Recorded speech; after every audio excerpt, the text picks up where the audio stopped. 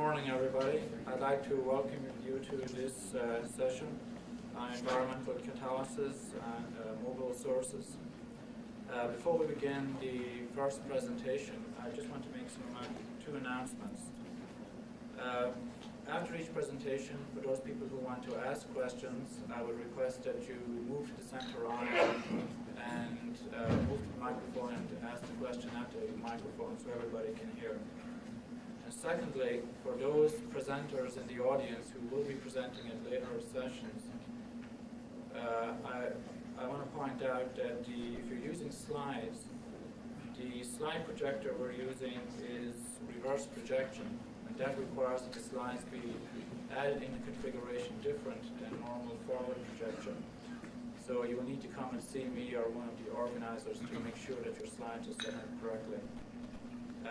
It would also be wise probably to do a practice run. This can be done in the Magpie room just to make sure the slides are correctly configured.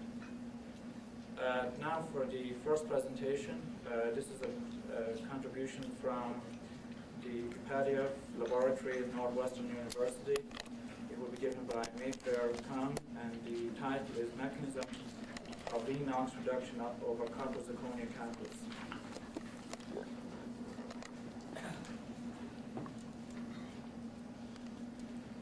My talk is on the mechanism of NOx reduction of a copper zirconium oxide catalyst.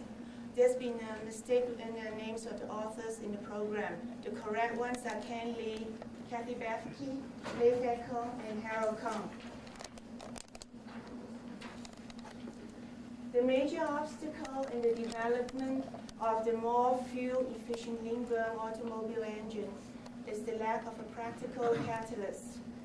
The traditional three-way catalyst is unable to reduce NOx to nitrogen in the oxidizing atmosphere of the lean burn exhaust. The work of Iwamoto and Held showing that selective reduction of nitric oxide can be accomplished by propane in an oxidizing atmosphere have spurred intensive effort towards the development of a practical lean burn catalyst. These investigations have helped catalog an empirical list of desirable structural and compositional features of a good lean NOx catalyst, prioritize the problems to be solved, and gain a better understanding of the reaction mechanism. The first part of my talk will be on the structural aspect, the second part the mechanistic aspect.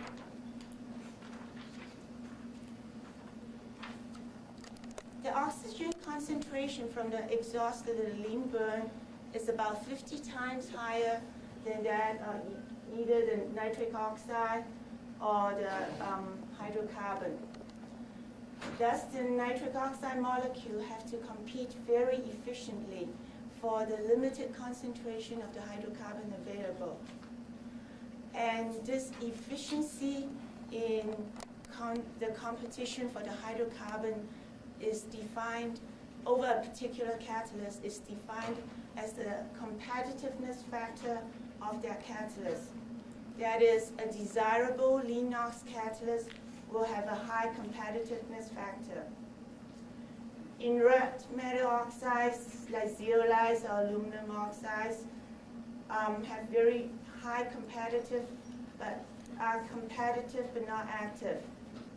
When a reducible cation is introduced into the above supports, we see an increase in the activity at the expense of the competitiveness. This increase in activity is generally large enough to offset the decrease in the competitiveness. Zeolites such as ZSM5 and ferrierites are much better support for the reducible cation than metal oxides. However, these ZSM5 catalysts have hydrothermal stability problems. And since ZSM5 are inherently metastable structures, the use of metal oxides as supports have better potential towards a practical solution to this very important hydrothermal stability problem. Hence lies our dilemma. ZSM5 are better supports, but metal oxides are potentially more stable supports. And thus it is very important for us to find out why metal oxides are not as good as ZSM5. Our hypothesis is that ZSM5 is able to disperse the reducible cations, and henceforth I'll use copper as an example, much better than metal oxide. Why is it important for high copper dispersion? If you look at the cartoon below, you can see an isolated copper atom. For this active site, the surface hydrocarbon can react with an absorbed NO or an absorbed oxygen molecule. But since the Cu-ZrO2 bond is very strong, it's unable to react with the lattice oxygen. Now, if we move to this structure where you have a Cu-Cu bond, and this oxygen is labeled, the surface hydrocarbon, in addition to reaction with absorbed NO or absorbed oxygen, can now react with this lattice oxygen. And when you have a cluster of copper oxide, what happens is the oxygen that is removed by reaction with the hydrocarbon can easily be replaced by a neighboring labeled lattice oxygen. And the consequences arising from the participation of the lattice oxygen in the consumption of the hydrocarbons are the higher the copper loading, the lower the metal dispersion, the less competitive the catalyst. Also, at higher temperature, the lattice oxygen will become more active, and we will predict our catalyst to be less competitive. We set out to test this hypothesis by making a series of co-precipitated copper zirconium oxide of different metal loadings. And we predict that as we increase the metal loading, our copper dispersion will decrease. First, we established that indeed by changing the metal loading, the dispersion decreases. Coupling of the nuclear dipole moment of the copper 2 plus cations will broaden the EPR signal. And we see that indeed, as we change the metal loading, our EPR signal becomes broader and deviate more and more from the baseline. And we can see indeed for the copper ZSM5 is 3.2 weight% compared with a 2.1 weight% copper zirconium oxide. The copper cations are indeed much better dispersed. The signal is narrower, and we can see partially resolved hyperfine structure. And what is the consequences, the chemical and catalytic consequences of this decrease in dispersion? The chemical consequences can be seen from the COTPR temperature program reduction of a 7.4 weight% copper zirconium oxide of different loadings. The y-axis shows the CO2 desorption, the x-axis the temperature in degree K.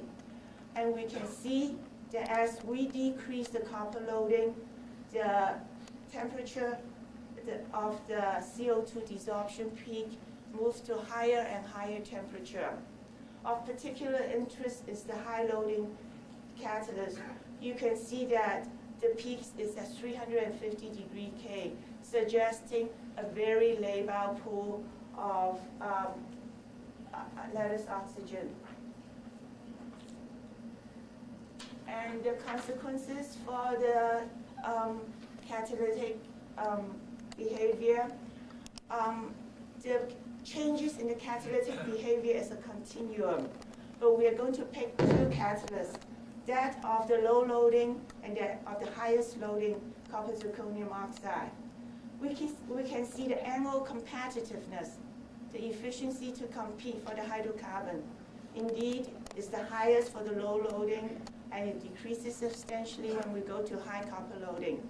And the other factor we predicted is that when we increase the temperature, the annual competitiveness is going to decrease. And we can see for both copper loading, the annual competitiveness decreased substantially with increases in copper loading. Next, we move on to the mechanistic aspect.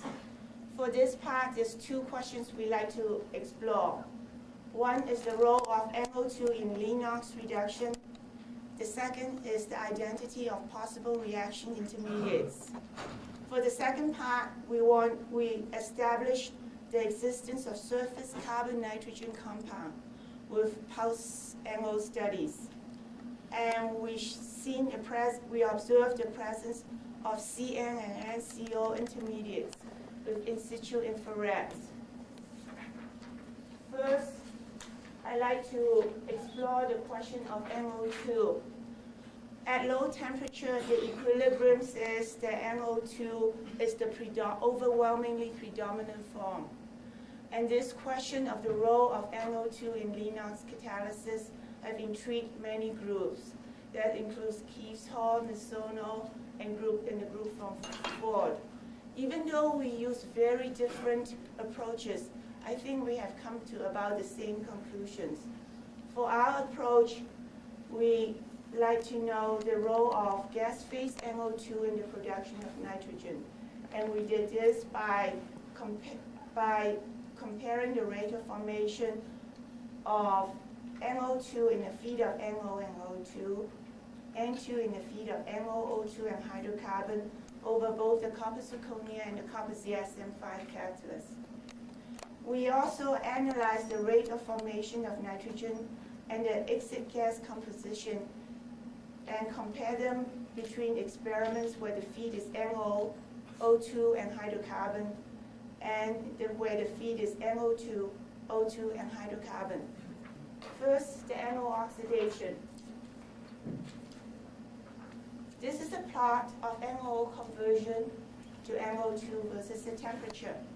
The red line is the equilibrium line, and we can see that both at low temperature, both the copper ZSM5 and copper zirconium oxide is very far from reaching the equilibrium conversion of NO to NO2.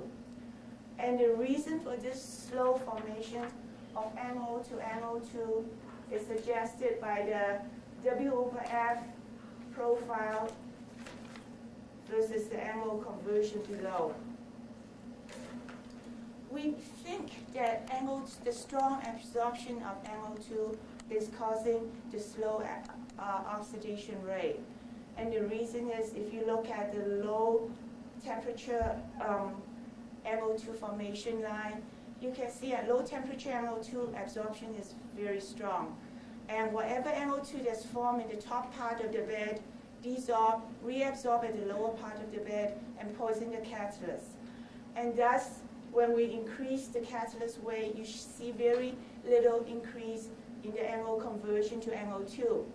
However, at higher temperature, the NO2 absorption is weaker, and hence a more pronounced effect when we increase the W/F.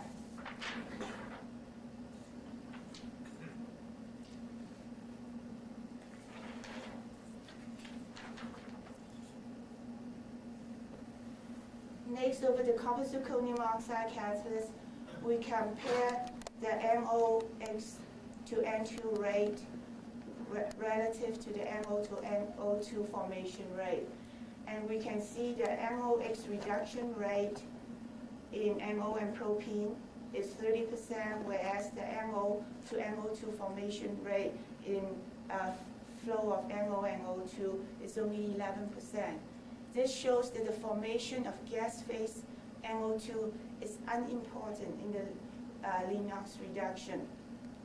The second set of experiments we can see both the NO conversion to N2 and propene conversion is invariant in experiments where you have a feed of NO, propene, and oxygen, or in experiments where you have a feed of about 50-50 NO, NO2, and propene and oxygen. And this set of experiments explain why gas phase NO2 is unimportant. Because when you examine the exit gas composition, you can see that even if you feed in NO2, you hardly get any NO2 left in the exhaust.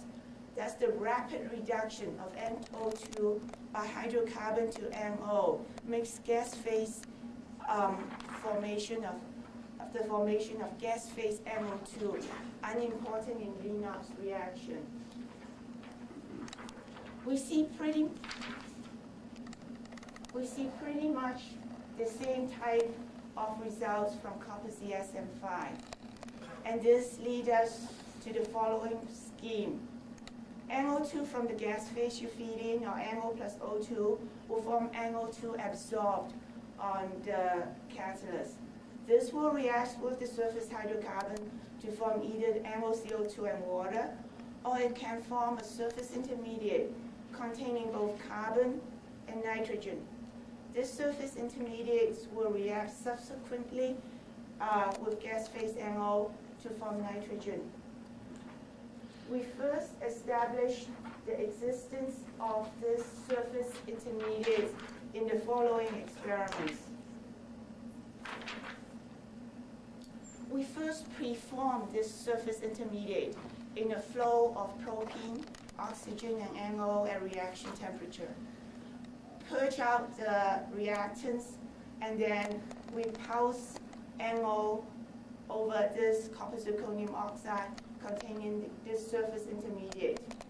And we can see that the initial pulses gives us N2 production that is in excess of 100% of the NO we feed in. More important still, when we analyze the exit gas and do a rough nitrogen balance, it suggests that one atom of the nitrogen molecule comes from the NO in the feed, and one atom comes from the carbon-nitrogen surface compound. It doesn't really matter whether you're feeding NO and NO2, because NO2 is rapidly reduced by surface hydrocarbon to NO, as we can see from the exit gas analysis. Now, if we preform the intermediate in the absence of NO, that is, we just have propene and oxygen, we form a carbon deposit. And when we pulse nitric oxide over this carbon deposit, we can see that the level of nitrogen production is much lower. More importantly still, we can see that there's an initial induction period, saying that NO has to react with the surface coke to form a carbon-nitrogen intermediate. And what is the identity of this carbon-nitrogen intermediate? We use in situ infrared and observed two bands at reaction temperature, which is around 225 degrees C. We see a band at 2140 and 2190 centimeter minus 1. And by comparing with literature, it's suggested that 2140 band is the CN species, 2190 the NCO species. They really contain nitrogen-containing compounds. We substituted the N14NO with the N15NO. And we can see the 2170 band shift to 2190 shifted to 2170. The 2140 shifted to 2106. The shift from 2140 to 2106 is consistent with it being a diatomic molecule. And at this point, can we say that these are the reaction intermediates? I don't have an answer. I can list you the pros and the cons for them being reaction intermediates. For them being reaction intermediate, the strongest proof is that these bands are only observed with selective reductants. That is, reductants such as propene and ethanol that gives high level of NO conversion to N2 at steady state. If you use non-selective reductants such as CO and methanol, which does not convert NO to N2, you do not see these bands. Secondly, a second criteria for a reaction intermediate is that it should respond very rapidly to changes in the feed. And we can see that indeed the CN and NCO species responds very fast to changes. Here we preform the surface intermediates, purge out with helium, and let in a flow of oxygen. And we can see that the intensity of the peaks rapidly disappeared in oxygen. And what happened when we let in NO2? When we let in NO2, in 2 minutes time, we can see the 2140 centimeter minus 1 peak, the CN peak disappeared. The 2190 peak did not really change too much, and that is partly because we still have a lot of hydrocarbon deposit on the surface, and you can react with the flow of NO2. Okay, these are the slides that shows they may be positive maybe reaction intermediates. This is a neutral slide that does not confirm or say one way or the other whether it's a reaction intermediate. When you flow in NO instead of NO2, you can see the 2140 peak gradually increase in size instead of decreasing as we predicted. In the pulse experiment, when we pulse NO over the preformed intermediate, the N2 production decreases with time. But in the pulse experiments, we let in a lot less NO than here. And if the reaction of NO has to be with an absorbed NO2 in the flow of NO, we will not be able to form NO2 because we will be depleting our lattice oxygen. This is a neutral slide. It does not tell us one way or the other whether CN and NCO are reaction intermediates. This is the slide that is kind of detrimental to the fact that, to the proposal that CN and NCO are reaction intermediates. The reason is that this is a steady state experiment, ethanol plus NO plus O2. And we can see that as a function of time, both the peaks increase in intensity. Now, if you run a steady state experiment with ethanol as the reductant, we see a very slow, gradual decrease in the nitrogen production. But here we see an increase in intensity. It could still be the fact that the step behind after the formation of CN and NCO to give nitrogen is blocked in the deactivation with the ethanol experiment. So in conclusion, we find that a necessary structural feature of lean NOx catalyst is the reducible transition metal cation has to be highly dispersed. The high dispersion will limit the consumption of the hydrocarbon reductant by the labile lattice oxygen that is associated with the transition metal oxide clusters. We find that gas phase NO2 is unimportant in nitrogen formation, as it is rapidly reduced to NO by the hydrocarbons. Absorbed NO2, on the other hand, plays an important role in lean NOx reduction.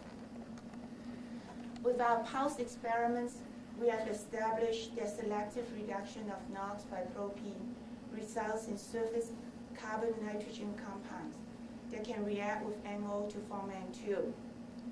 CN and NCO species are observed in infrared spectroscopy during lean NOx reaction. At this moment, we still don't know whether it's important or not. Finally,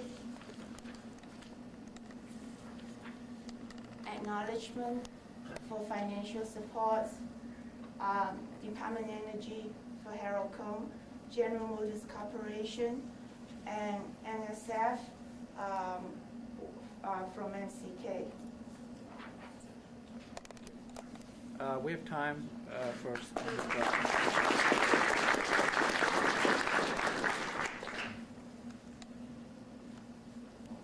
Yes. This is Johnson Bai from TDA Research. I have a few questions to ask. Number one, so how high did you do the calcination for the zirconium and the carbon oxide? for the, it's 350 degrees C. Okay, so what do you mean by highly dispersion? Can you see copper oxide phase in the X-ray pattern? No, we cannot see. We even sometimes when we go up to 500 degrees C, we cannot see copper oxide. So you mean it's only the cornea phase detected by XRD? It's like a cubic zirconia phase in the... It's not cubic zirconia. It's the metastable phase, which is the tetrahedral zirconium oxide. Oh, tetragonal. Yeah. Thank you. Fitzroy Mossi from University of Szeged.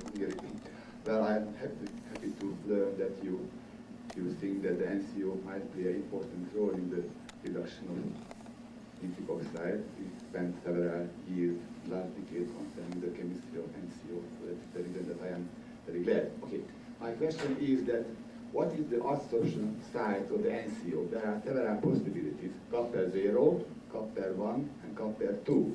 And also we know very well that the NCO has a great tendency to migrate from the active site onto the support.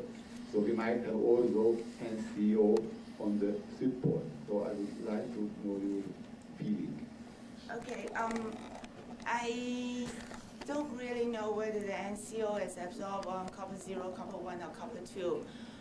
The migration of NCO onto the support is possible.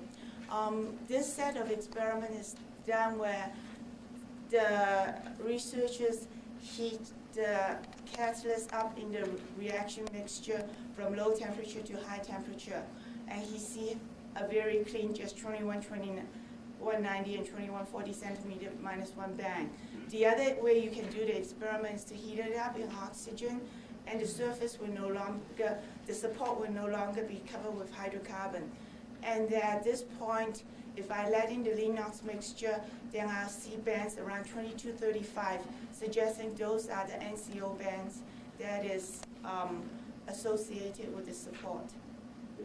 I know the answer to my question because recently we studied the absorption of H and CO on Cu-ZrO2, which had Cu-ZrO or Cu-ZrO1 and Cu-ZrO2. And this 2190 band is due to the NCO located on Cu-ZrO1, according to our recent investigation. How could you tell it's NCO on Cu-1?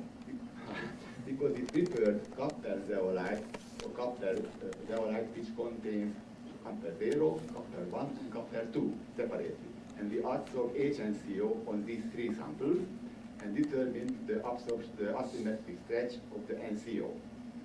And there is a great difference whether or not it is located on Cu-ZrO, Cu-ZrO1, and Cu-ZrO2. Okay. We have time maybe for one more question. Okay, well, let's thank the speaker.